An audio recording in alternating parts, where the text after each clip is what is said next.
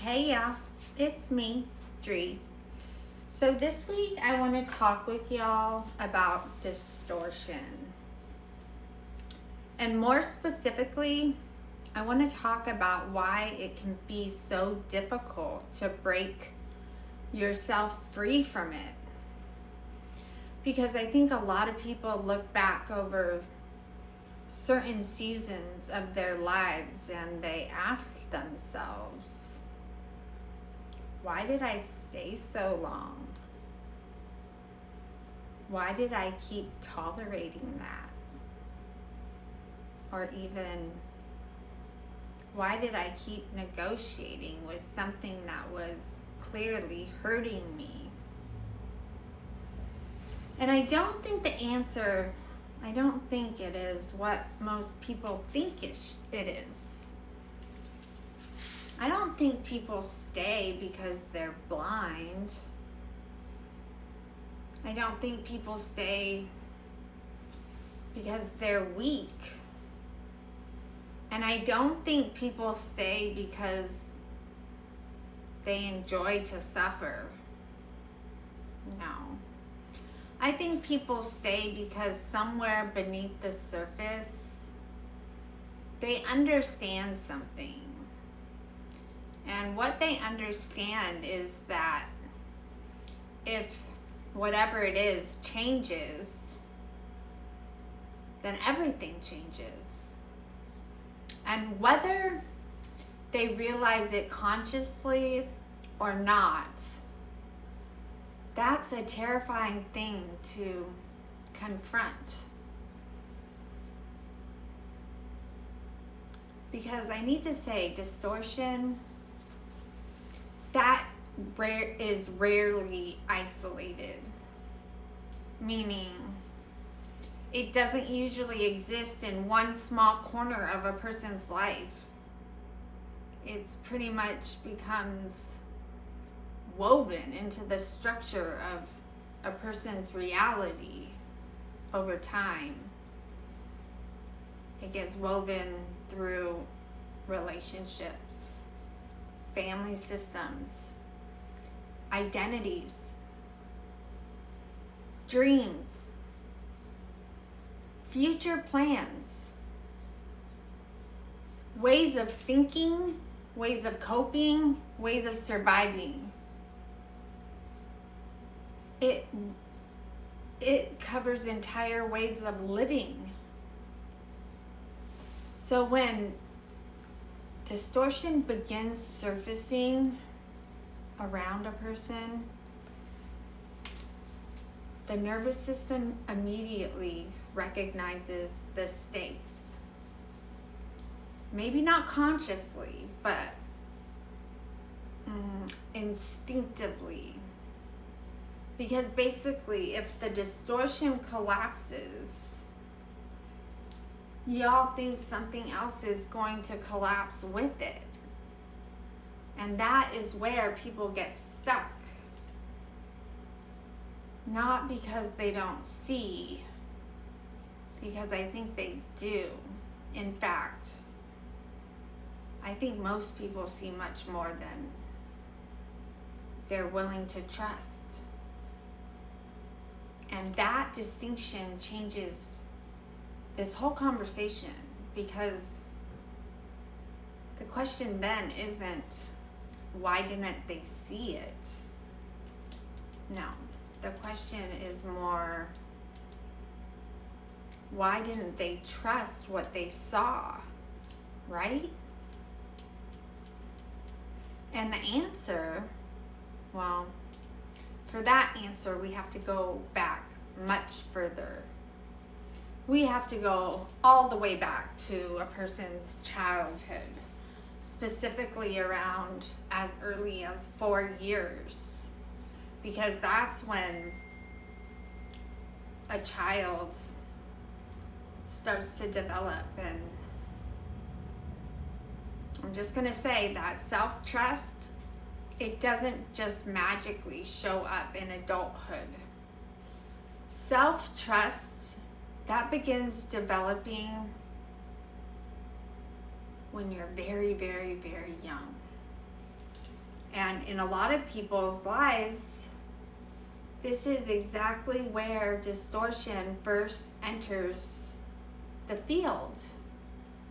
You see, when children are young, they are completely dependent on their environment for their food, for their shelter, for their safety, their comfort. They are dependent on their environment for connection, for love. They're dependent for everything. And because they are so dependent, they adapt to whatever environment they are raised inside of. That's what children do. They adapt in order to survive, because what is the alternative? To leave? A child cannot leave. So a child learns to adapt so that the structure can hold them and keep them safe. So if love comes with inconsistency, then the child learns inconsistency as love. And if love comes with unpredictability, then the child learns unpredictability as love. If love comes with criticism, then that child learns criticism as love.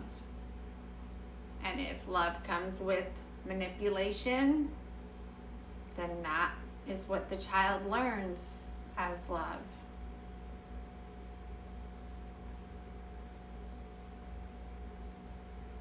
And if love comes with walking on eggshells, then the child learns that eggshell feeling as love.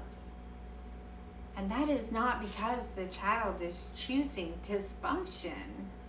No. Because the child is surviving.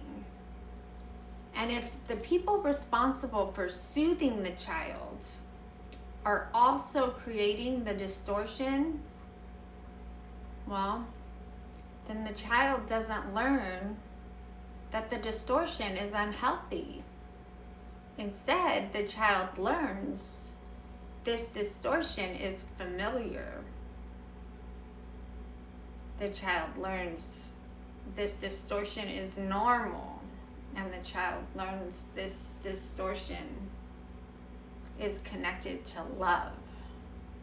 And that's the most important part. And it might not be important while they're young, but it becomes incredibly important when you are an adult later on in life. Because the child has to grow up.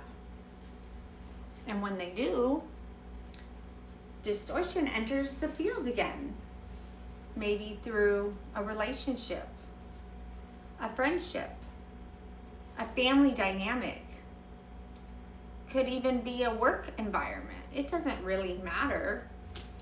Distortion enters the field. And when it does, something fascinating happens. The intuition notices immediately. Something feels off. Something doesn't add up. This is feeling inconsistent. This feels misaligned. The body notices it straight away. The nervous system notices it. The pattern recognition inside of you notices it. And your intuition can see it. But then something else enters the room. And that is self-doubt. So self-doubt, well, that sounds like maybe I'm overthinking this. Maybe I'm projecting. maybe I'm reading too much into this, or maybe I'm being unfair, or maybe this is my trauma making me feel this way. Maybe I'm making something out of nothing. And now, as you can see, a negotiation begins. Not with another person, but with yourself. Because now you're trying to determine whether or not what y'all are seeing is your intuition, or if it's y'all's distortion.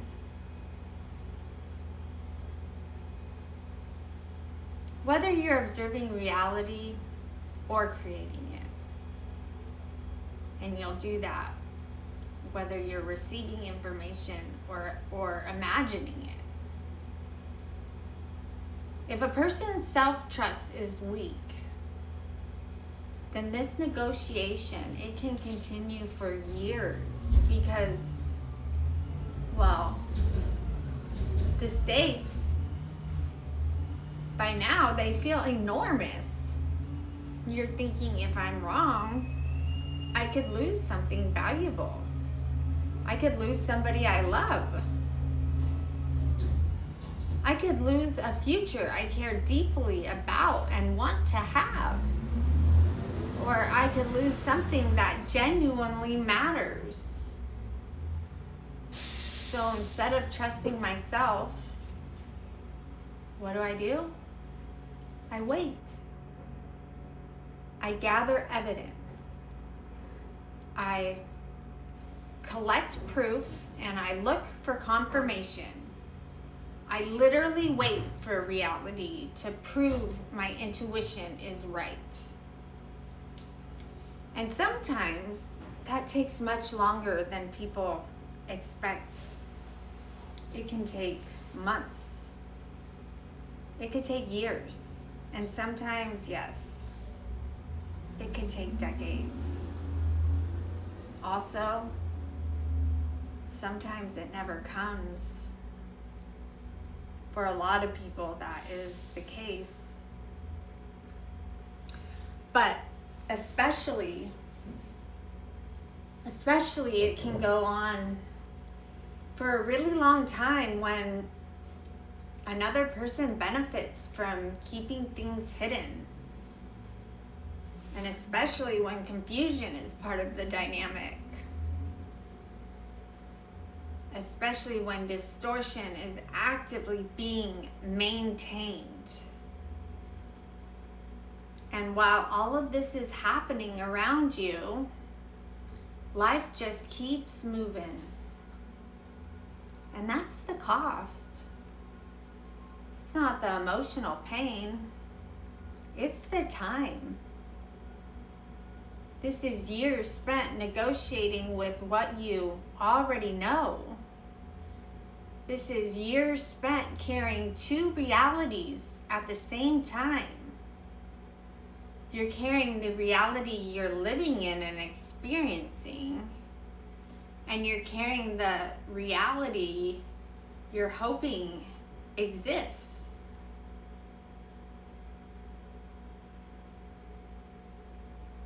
I don't know. Carrying two realities like this, that is exhausting.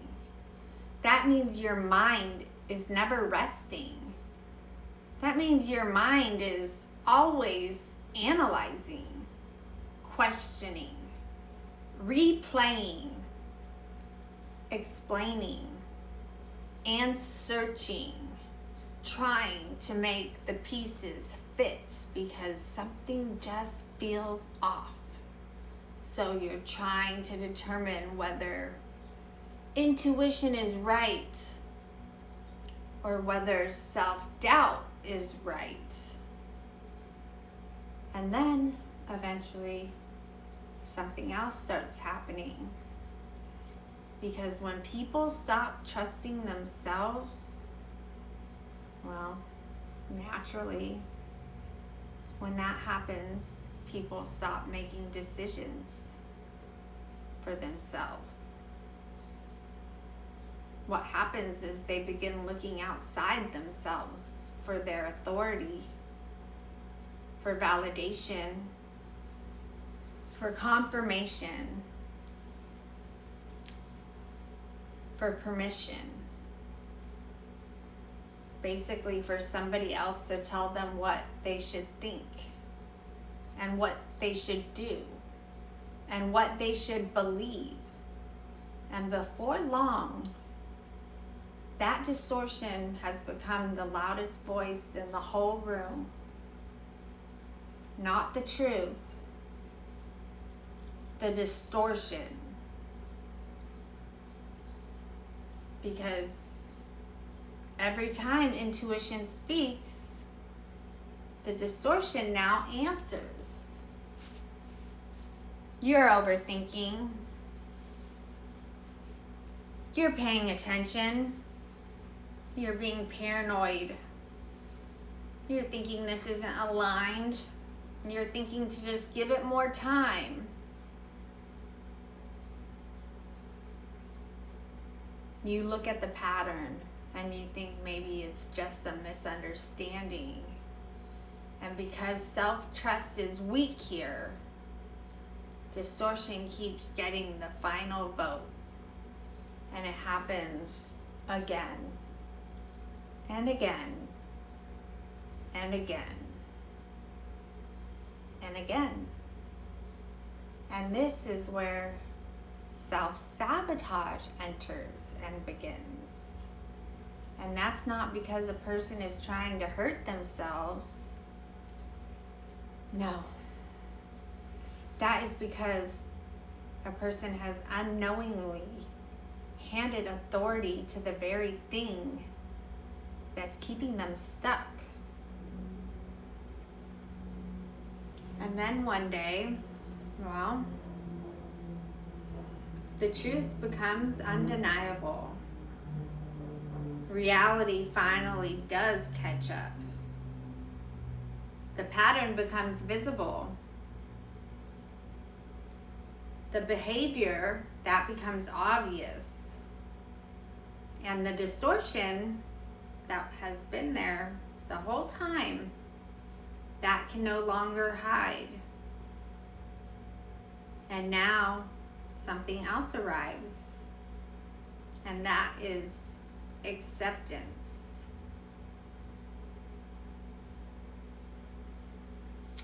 And this is where most people think the story ends, but I don't.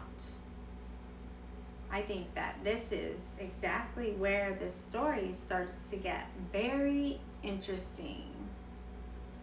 Because most people think acceptance is the painful part. I don't think acceptance is the painful part. I think acceptance reveals the pain that has already been there. Because acceptance doesn't create the loss. Acceptance reveals the loss. The truth was already there the whole time. The pattern was already happening. The distortion was already operating. But acceptance, that simply ends the negotiation. And once the negotiation ends, then the loss, that becomes unavoidable. And it's not ordinary loss. This is devastating loss. The loss of who you thought somebody was. The loss of a future you believed in. The loss of a dream. Even the loss of an identity. And the loss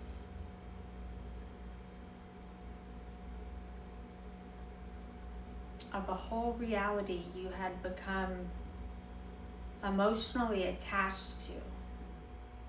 And all of that I just said is why so many people resist acceptance. Not because they can't see, because acceptance forces them to sit with the loss, which causes the devastation. And devastation, I know we've all felt that before. Devastation is heavy. Grief is heavy. The loss is heavy. And most people cannot stay with those emotions long enough to allow them to move. Because those emotions are so uncomfortable, people, as soon as they feel it, they negotiate again. They go back to the distortion. They return to the waiting. They return to saying, just maybe it's not. They do anything to avoid feeling what the truth revealed. But here's the irony of it. That devastation that people are trying to avoid, well, that's the very thing standing between them and a new reality. Because every single time a person fully accepts the truth, reality begins changing. And it usually changes much faster than people expect. Not because they force it. Not because they control it. Because they're no longer splitting their energy between the truth and distortion. They're no longer carrying those two realities. Instead, they're standing, finally, fully inside of one. And once a person gets there, once that happens, well, then your reality, it has the room to move. Which brings me back to the original question we've been talking about here. Why is it so difficult to break free from distortion? Well, that's because breaking free from distortion is often the very thing that changes a person's life forever. And the nervous system understands that concept long before your conscious mind does. The nervous system understands that if distortion collapses, everything changes. And that can be terrifying. But it's also where true freedom lives. Because the reality a person is terrified of losing, that is often the exact reality that's preventing the next one from arriving. And that's why self-trust matters so much. Because the moment self-trust returns, then the distortion loses its authority. And the moment the distortion loses its authority, well, that's the moment that acceptance becomes possible. And the moment acceptance becomes possible, you feel it. And you just gotta hold a little bit longer than you may have initially. Because if you hold on just long enough, in that period in between the loss and the future, well, in that period, that's where your reality begins changing. too.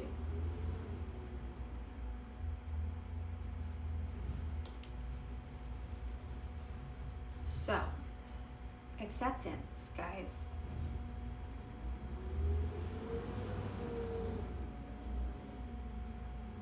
That's the way. See it for what it is. Trust yourself. Trust the feeling in your body. And let the distortion die.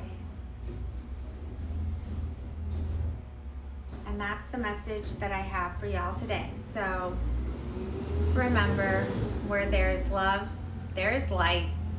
It's trash day over here. There's trash trucks galore on my street, as I know you can all hear. So I apologize for that. I guess note to self, don't record at whatever time it is on a Wednesday.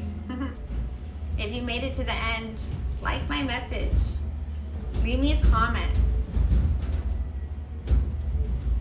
Remember, where there is love, there is light. I'll see y'all again real soon.